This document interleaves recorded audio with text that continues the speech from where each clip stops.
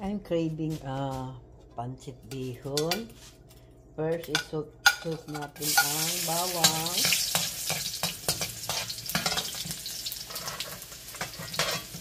Pancit bihon, pancit bisado, onion. And then ilagay na natin ang chicken breast.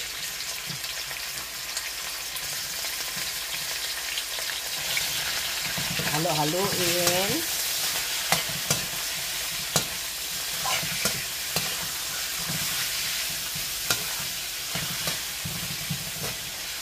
Tapos ating lagyan natin ng chicken powder.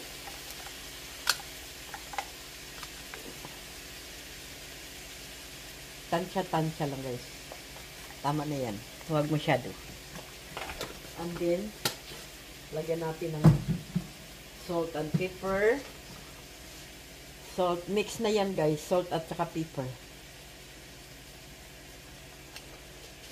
And then, lagyan natin ng soy sauce.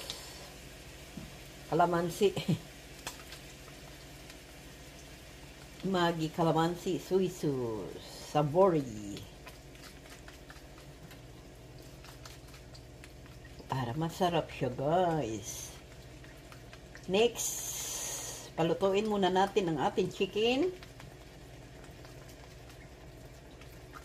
Masarap, marami soy sauce guys. Wala na ko kasi silver swan na soy sauce. And then, halu-haluin para hindi masunog ang ating meat.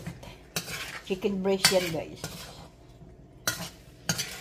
Pari matagal na ko nag-iisip, gusto kumain ng chicken bihon gisado. Kaya ngayon luto tayo. With bread, naku, sarap. Ngayon, iwan muna natin ng ilang minutes. Ito atin na bihon gisado. Bihon. Ating gulay.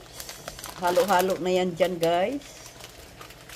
Lagyan natin ng onions, springs, and beans. Ihiwa-hiwain muna natin ng